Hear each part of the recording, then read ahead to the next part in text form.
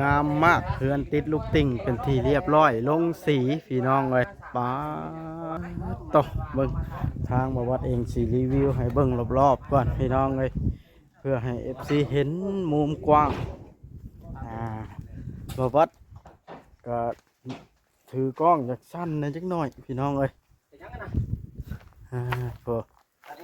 หลายคนมาชมบ้านน้องแต่ก็ว่าอยากมาไวๆนี่ว่าท่านอยากมาเยี่ยมบ้านอดบ่ได้แล้วว่าท่านเห็นเท่าไรแห้งจันเจือกนั่นก็ได้น้องนุ่งเพิ่นก็ว่าอยากมาเตอร์ไผก็อยากมากันท่านนั้นทางนี้ทั้งชาสีโบแล้วเนาะนี่แล้วแต่ด้านนั้นบ่สังเวียงสังเวียงเจ้าสิแก้ไขแนวใดนี่แก้เอาตามมันงามนี่แหละแก้ไขแนวใดจังสิให้มันขี้ลายลงได้นี่ฮะแก้เอารถมาดุดเพื่อให้มันขี้ลายมันงามเกินขนาดเกินมนุษย์ขนาดบ่ทันแล้วได้นี่อย่าลืมกดติดตามเพื่อเป็นกำลังใจให้ผมด้วยนะครับทุกคนขอบคุณมากๆครับจะเปิดภาพขึ้นพี่น้องเลยได้สุดมาให้โอ้น้องทิ้งจะคนอยู่มีคนหรือเปล่าเอามานี่ก็มารีวิวเบิ่งเฮือนก่อนพี่น้องเลยเพราะจะสั่งเวียงตัดภาพมาวันนี้สั่งเวียงทาสีแล้วเฮ็ดอย่างนั้นก็พอท่านแดงต้งบาทนะโพดโพโมหมักน้ำ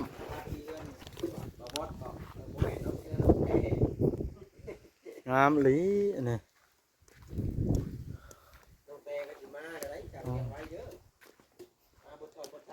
เบิ่งก่อนเฮ็ดกินยังปะต้มปลานิ้นอีกแล้วให้ซื้อมานี่บาอุลิกินบ่ได้ไม่ใช้หนุ่มทิ้งนะอาบน้ำเราใช้ชุดสีแดงมานี่พ่อคนนี้แล้วก็นั่นมาชื่อมาชูเอาจะมาคอยอยู่นี่คนเขาไข้เขาเราไปห้องหมออยู่ในบ้านไปแข่งแดดอีกแล้วเนาะเราได้ปลาแก้วเฮ็ดกินพี่น้องไอ้ต่อยังทอแต่อันนั้นบาทนี่เนาะเรียบร้อยแล้วยังทอดแต่อันมาอยู่เท่านั้นบาทนี่แล้วก็ปรับพื้นเทพื้นสร้างนะจังรวดเร็วแท้นี่คักมันแนวมันได้มันเป็นสีไม้เด้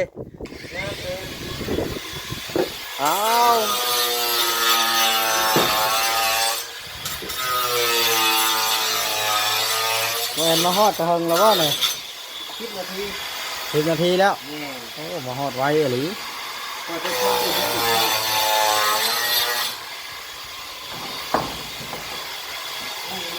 อะไรกินเชียงไก่คันแล้วเขาลุกเลยไหม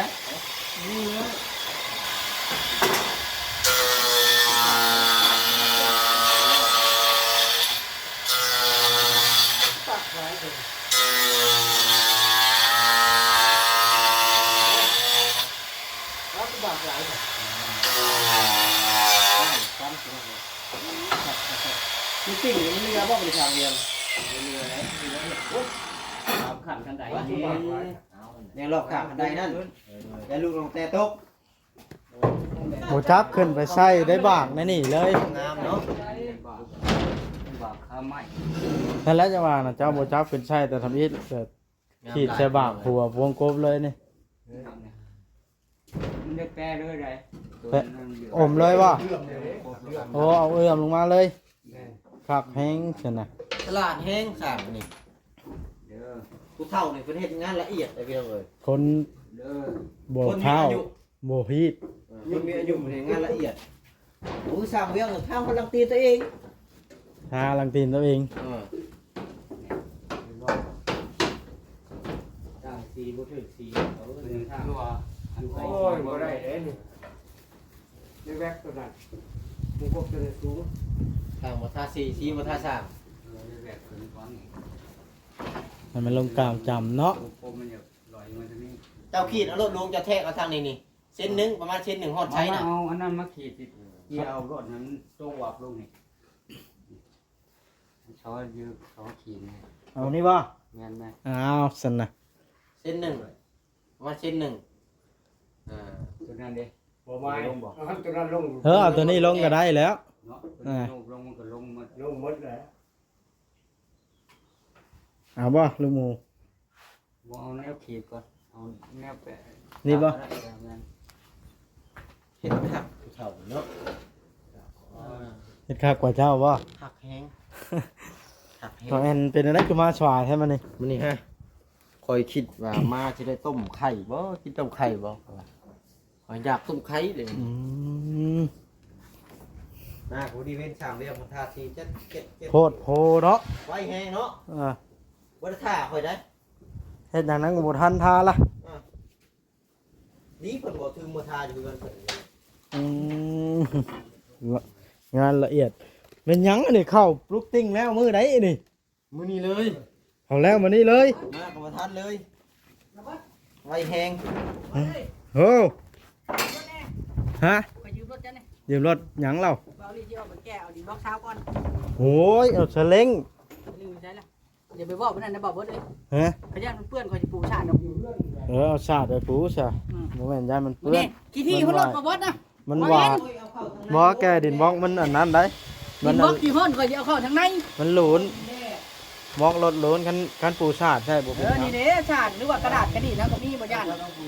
สบายดีเด้อ ครับเป็นบ่ เจ้าเด้อขับเจ้าเด้อขับ รถข่อยมันยาวได้ เจ้าครับคอยจะขี่น้ โอ้ให้ข่อยพาไปบ่ ำเม่นเอาไปเอาอยู่เพื่อนนั่นนะ ลูกกัน ป้าเจ้าเป็นป้าเจ้าเจ้าลูกพานำบ่ แม่นแม่ลงบุญ ได้ยังบุญ ฮะ บุญแก บุญนวัดเด้ บุญนวดกระลงเชื่อเชื่อมาเลยใช้วิธีใช้วิธีนั่น สาวนะนอนมาพี่เบาลิสิสัมภาษณ์นี่มาข่อยสร้างนี่ บ่ได้เจ้ารถมันบ่พอดีมักเอามาตุ้มตัวนี้ค่ะเจ้าบ่มีบ่ มันตายแล้วมีอยู่โยเกิดอุบัติเหตุป๊อดโต เน็ตบ่แห้งเด้อไอ้บ่เดี๋ยวนี้ อยู่ใส่อยู่นี่นะ เขตนี่บ่เขต มันเป็นหยังป๊อดแต่รุดมือสร้างว่าท่านนั่น คอยถามลีสร้างเวียงนะให้คะแนนเท่าไหร่เจ้า ฮะ สร้างเวียง หยอกคนไว้แบบนี้ต้องให้78 บอกเอง กำลังเข้าหาเนาะ สำคัญสร้างเวียงนี่คือบ่ท่าเจ้าเฮ็ดเวียง บอกเป็นคนสำคัญ ตั้งเก่าแล้ว ป๊าดแต่ติดลูกติ่งมันยังเรียบร้อยแล้ว จ้อยจังบ่มาน้ำสร้างเวียงเล็กบ่จ้อย ช่างเวียงบ่ สร้างเวียงแห้งบ่จ้อย ปล่อยลีมา บ่จ้อยบ่เพศเนาะ เว้นเพื่อเห็ดเฮือนนี่ จนแล้ว หลังนี่สิบ่ทิศเลยเนาะ มาพี่เบาลิสิสัมภาษณ์หน่อย บ่อยากสัมภาษณ์แบบนี้ดิ โยมีแนวสิสัมภาษณ์ว่าแล้วแอนบ่มาสัมภาษณ์นํบ่ อายุจะหน่อยก่อน มานะแม่ซะมาสัมภาษณ์อยู่ห่มพี่วันนี้พาลูกสาวมานํพี่น้องเอ้ยแม่เพิ่นบ่อยู่แม่เพิ่นลงวัดไปซอยเวียดลูกสาวสบายดีลูกล่ะมานํพ่อเฮ็ดเถียงอันนี้ฮะ มาบอสอยากเอาลูกมานับ หลานอยากมาติ ลายแห้งแท้บอสจังนะ มาเพลงเอาไหม ไปแพ้งานได้ไหมค่ะซื้อพัดลมให้นะ มาเดี๋ยวหน่อยเอาเน้นน้ำโค้งให้กินได้กันมาเพลงเอาก่อน เอาชื่อพัดลมให้บอสนะ ยังคือมาเดี๋ยวน้องชูคือประมาณนั้นช่วยหน่อยพวกนี้พ่อตัวอาบน้ำเนี่ยพ่อที่จะว่าความจริงรถพ่อตัวอาบน้ำเมื่อคืนนี้ว่าความจริงเอาว่าความจริงดิบ่บ่อาบน้ำ อย่า เอา โกงหลาน ยืนยันเลยว่าแม่บ่ได้อาบบ่คืนนี้แม่กับพ่อได้บ่อาบบ่อ่านบ่อาบน้ำ สบายดีเบ้า ส ลิ บายดีล่ะ มานอนอย่าเอาเด็กน้อยเขากล้องมัน สบายดีกล้อง มิดคอมเมนต์ กำไพ่เนี่ย อันนี้ ไป เอาลูกมานำเมียไปขายเครื่อง เรียนลงวัดซอยเรียกเขา โอ้ มันมีบุญในบ้านเด้พี่น้องเนาะ บนงาน สบายดีกำไพ่ โดย เอ้าเบาลีเริ่มเป็นช้ำน้องเตละโดยสัมภาษณ์ เอาขอแนว ฮ็ดบ้านให้น้องแต่งามก็ได้เนาะ เฮ็ดเฮือนน้องแต่เฮ็ดเนาะ อันนี้นี่เบาลี่สิอย่ายกความดีความชอบให้เบาลี่ยกความดีความชอบให้ผู้ใหญ่สองท่านแล้วก็ยกความดีความชอบให้สร้างเก่งสร้าง เบาดีเก่งคือกัน เก่งบ่ได้น่ะชื่อปลา ซื้อปลามาต้มชูกันกินคู่มื้อขันข่อยมานะ ว่านี่ลาบงัวบ่ ร้านนี้ลาบงัวสบายดีบ่ เป็นหยังคือบ่มาซะ หาเงินค่าน้ำมันบ่พอยังว่าอยู่เดี๋ยวนี้ เมีย เดี๋ยวนี้ เขา หาพอบัดบ่มีน้ำมันขายโอ้จะแม่นซาดยันได้เมื่อนี้ได้ยุ่งเบิดกลางทาง เป็นยังที่สัมภาษณ์อย่างนี้สัมภาษณ์เถิด ไปสิได้ซื้อดินบ้องให้หยัง มันก็บันไดเด้บ่บ่ เอาดีบอกเฮ็ดเลยได้บัดใดล่ะ มันก็ดิมักเช้าก่อนนะสบายดิมักก่อนละ5,000บาทบ่เจอกัน 5,000ปลายคันไปเอาแล้วแม่น5,000 ว่าเขาสั่งเขาเงินประวอนน่ะ5,000นี่ เอาเช้าก่อนพอบ่เช้าก่อนน่ะ เพราะแล้วจะให้จ้างเพิ่นกี่ไรเนาะ แม่นต้องถามต่างเลี้ยงก่อนได้เจ้า 250 ไรบ่พอเลยได้ไปเอาเอง แม่นเฮาอันคะแนนข่อยอุ๊บอยู่มันนี่โอ้ยสิเอาบ่ได้เนาะสิเที่ยวอ่ะบ่เทื่อละก้อนข่อยว่านะเช้าเที่ยว เถื่อก้อนมันเบิดน้ำมันเฮงสวยเงินเติมแค่นั้นน่ะ ไปเที่ยวเอา แม่น ขันรถ แล้วบ่บ่ขับรถจุลุมาพอดี มาเลย นี่นะพี่น้องปากทางนี่ใกล้ๆประมาณกิโลนึงมันกิโลนึง หอดบ่รู้ เวลาไปเอาอันมีบ่เครื่องลูกกันไปเอานี่เด้อกระเพาะจะเด้อโดยเดียวหรอวะ ข้าเอาซื้อพัดลมให้บ่นะ ก็บนเวียนค่าแล้วเพื่อนของเพื่อนป้าแท้ๆเราเด้เพื่อนเอื้อยแม่เราขายดินบอกนะ มันห่อนเฮงบัดนั้นผู้ขายบอกบัดเกิดป้าแท้ๆเราเอง แม่ บางเทื่อเราให้ดอลลาร์ ไปดีบุดีไปนอนเว้นอยู่พุ่นได้นี่ อันนี้นะลึ่งเชยบ่เคยป้าเองนะบ่เฮ็ดบ่ บ่แล้ว เคยไปบ่ เคยไปอยู่ อาจจะว่าบ่เคยอยู่เฮิงจนว่าขันนอนเว้นบ่ได้ว่าติดกันปานนั้นเนาะ นอนเว้นแล้วหลานเรา หลานเราอยู่หันแต่ว่า สัมภาษณ์เรื่องใดดีสัมภาษณ์เรื่อง สัมภาษณ์ เอาเรื่องน้องแต่บ่ที่เราอยู่พัน เป็นจังได๋น้องแต่มื้อใดสิมานะ อัน บ่ นี้ ได้ เอา ติดต่อเพิ่นติดต่อหาเจ้าอยู่บ่ ติดต่อหาอยู่เช้านี้ก็เราก็อยากมาเราอยากมาเบิ่งเพื่อนเบิ่งชาติแต่ว่าเบาลี่น่ะว่าเนาะเขาก็อยากให้แล้วเพื่อนแล้วชาติแล้วมาแล้วเป็นขึ้นแล้วอยู่เลยเห็นนะบ่อยากให้น้องไปนอนอยู่เพื่อนคนอื่น จัดเพิ่นว่าให้ เพื่อนเป็นตู้แก้วกันเพื่อนหลังน้อยๆเนาะ อยู่กันหลายคนบ่เบิดเนาะ อุ้ยบึกทิ้งผู้เดียวมันยังเร็วไม่เท่าไปแล้ว แล้วลูกเราน้องแต่ก็มาอยากมาเนาะจังเที่ยวอยู่ คันอยากมาเนี่ยมันต้องเพื่อนแล้วจังมา คันมาหลายคนนี่มีแต่เฮือนแล้วสักคนก็ว่าเนาะคือว่ามาสิขึ้นเฮือนมื้ออื่นนี่ สัญญาณบ่มีเลย มาแต่มื้อนี้เนาะ งานนี่ สัญญาณ นะ บ่บ่มื้อนี้นะสัญญาณบ่ค่อยมีไปไทยน่ะไปเที่ยวล่ะ สัญญาณเบิดจังนี่ก็ พอเพิ่นน้องแต่ บ่ สิ คือ มา แต่ มาถ่ายค่อยบ่ได้นี่ เรามีเหตุผลใดเราจึงอยากมาเบิ่งเพื่อนซื่อๆนี้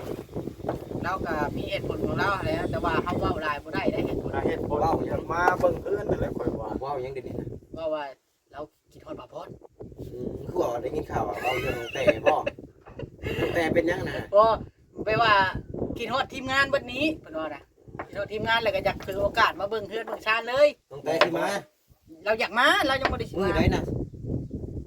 มือไหน ว่ากินฮอดทีมงานแล้วนี่ก็จะบ่หาแต่บาบอสซะ อ้าวเรามีเฟซบ่บอด บ่หาว่าวัดไม่ใช่ข่อยบ่ได้ฮู้เรื่องมาโอลิพุ่น เราบ่โทรหาเจ้าบ่เดี๋ยวนี้นะ เดี๋ยวข่อยบ่ได้ฮู้จัง โทรแต่ว่านี่เนาะบ่บอดเราเบิ่งเพื่อน มีแต่บาบอสโทรไปเนาะ ข่อยโทรไปเพราะว่าเมื่อวานนี่ข่อยโทรไปถามบอกเรื่องเทคนิคเด้ ก็คือสรุปเลยว่าเราน่ะอยากมาเบิ่งเพื่อนเบิ่งชาติแบบว่าเราเหงาอะนะความหมายนะเราเหงาอะแล้วอยู่ที่ตัวเองบ่เคยอยู่เนาะแต่ว่าเวลามาเบิ่งเพื่อนเบิ่งชาติแต่ว่าในความคิดเบาลิเนาะอยากให้มันแล้วเบิดล่ะบ่อยากให้คือน้องราชิมากับบ่อยากให้มาอยู่ในพื้นที่ก่อสร้างหลายนะบ่บอดเราเรียกกับเว้นสมมุติว่าอยากให้มันแล้วแบบให้สร้างเพิ่นกลับแล้วจังมาอยู่แบบเป็นที่เป็นทางเหลือบัดนี้นะความหมายบ่แม่นดอกว่าคิดที่บ่ให้มันอยู่เพื่อนกับบ่แม่นมาก็เพื่อเป็นห่วงความปลอดภัยอีกเพิ่นตัดหันตัดนี่ คันว่ามาหลายมื้อนี่มันสิยากกว่าทักเนาะถ้าว่าบ้านบ่แล้วนะ ต้องแล้วก่อนต้องสามารถนอนได้ก่อนอีบ่ดนดอกไปบ้านนี่ประมาณให้4-5มื้อนี่ถือว่าเทพื้นเทหยังแล้วเบิดห้องครัวนี่ก็ได้ตั้งขึ้นล่ะว่าค่อยสร้างเสาแล้วเด้3ต้น โอ้เฮ็ดแล้วนี่ถือว่ามีการสร้างต่อไปอีก เป็นเรือนครัวต่อเลย เฮ็ดครัวต่อไปอีก ด้วย จ้างสร้างทีมเก่าอีก ต้องทีมเก่าแล้วทีมนี้ถือว่าไวได้ทีมนี้ แม่น มีทางได้ไวชำนี้ แม่ อั น นนี้ละมิดบ่ ด้วย เพราะว่าอันนี้สร้างแบบทนแดด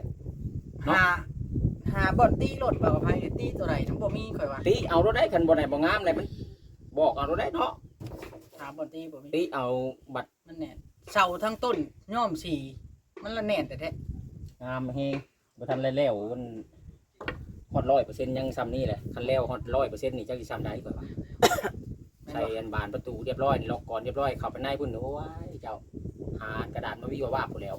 มันฮ้อนเด้ซาก่อยคิดนะ อันนี้นะเว้าลิจะให้อันบ่าวอดเอาไปเอาดินบล็อกเพราะว่าเฮือนลุงเราเด้อยู่บ้านเดียวกันนี่แหละบ้านเดียวกันบ่แต่สิให้นางช่วยเอาด้วยล่ะ วางโค้งบ่ ได้บ่ยายจะไปเอาบ่ไปเอาน้ำไผกับไผไผขับรถให้พ่อบ่เจ้าคือผู้อยู่บุญหลานน้อยมานำเครื่องมา เงามื้อนี้หลานน้อยมาน้ำยันให้จากเมื่อบ่ได้ให้จากเมื่อดิ มีทั้งอ่าวทั้งลุงเนาะนะ จ้างมันสิให้ ยันว่ามาน้ำหนึงให้จากเมื่อนะแม่พอแห้งอีกเนาะ เอ้าเดี๋ยวเบาลี่ไปเบิ่งโทรศัพท์เบาลี่ก่อนเด้อ เอาคลิปไว้บ่ มันเป็นหยังโทรศัพท์น่ะอยู่ใช้น่ะ บ่มันจะมันฮ้อนนะยันโจรลัก โอ้ ไป ย บ่กิน ยัน น้ำโคกบ่ ยันสีถือ ไป จัก กินน้ำโคกมาบ่ไปจ้ะ เรียบเลยกับปูได้ก็บ่นอนอยู่โอ้นี่ นอนอยู่บ่ไปกินน้ำโคกมา มื้ออื่นนี่ได้แต่พื้นบ่มื้ออื่นนี่หรือว่าจังไดนี่ ยังมือแต่ยัง มื้ออื่นยังวะ ปั๊บบ่ทันแล้ว ค เนาะ รับบ่ทันแล้ว มัน เพราะ คั ว่าน ว่า ตู้ยังไม่ได้เข้า คันว่าเทพื้นนี่ต้องได้เตรียมน้ำเตรียมหยังไว้ตุนไว้ก่อนเด้เนาะมันบ่ได้ง่ายเด้พี่น้อง น่าจะไปที่ใด ไปกิน น่า น้ำ จะไปกินน้ำโค้งน้ำมาวเด้ไปนั่นไม่ใช่นะเอ้าระวังนั้นเด้อพอ หมู่บ้านนี่บ่จอยมาเพราะหมู่บ้านเนี่ย บ่มาได้บ่จอย เอ้ามื้อวานนี่เรามาอยู่ได้มื้อวานนี่เรา เราบ่มาคันมาข่อยก็เห็นแล้วโอ้ทิ้งสบายดีทิ้งไปน้ำหมูตัวมา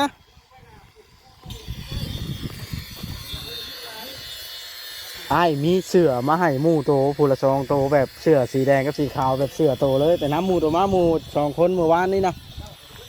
ไอ้เข้าไปโรงเรียนได้ไหนมันเสาร์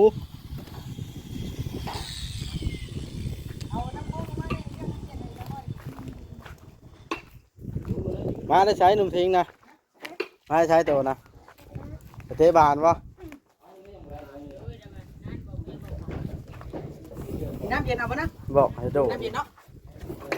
เดี๋ยวไว้โดยน้ำเย็นเอาน้ำโคกกิน ไปใช้น้ำโค้งนะบอกหมดทิ้งเงินมา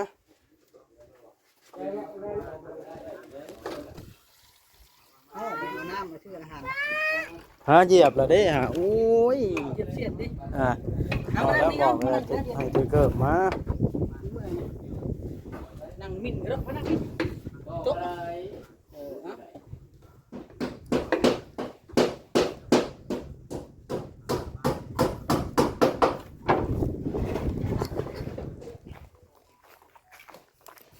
ป๊าดตัวสั่งเวียงเฮ็ดเส้นแล้วบาทเลย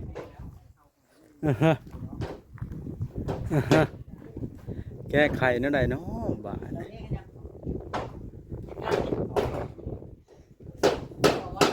แม่นแก้ไขแบบใดนี่สั่งเวียงใช่มันขี้ร้ายได้นี่ฮะ เอาดิขวดมาดิขวดมา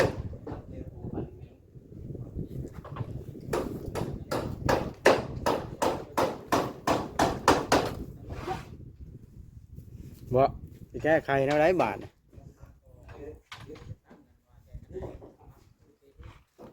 ต้องเอาอันนั้น เอารถมาดุด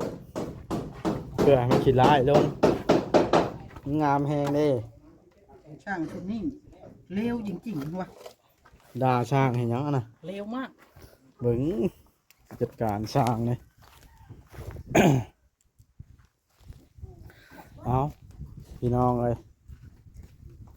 สำหรับคลิปนี้ก็ได้สิได้จบคลิปลงเลยนี่เนาะเบาดิมันร้อนทนพอสมควรแล้วอากาศแดดได้จะไปนอนอู้ทำไมล่ะ อ งุ้มไปกันไปแล้วมันเหยียบ เหยียบนั่นเหยียบนี่บอกแล้วให้อยู่น้ำอ้ายเฮา มุ้ยไป เอาพี่น้องเอ้ยสำหรับคลิปนี้ก็สิได้จบคลิปลงแล้วเด้อบาดนี้เด้อซ้ำนี้สักก่อนพี่น้องเอ้ยเนาะสำบายดี โดยสบายดีเด้อ จบแล้วพี่น้อง จบแล้วบ่ คลิปหน้าจังว่ากันเด้อ พอจบนะ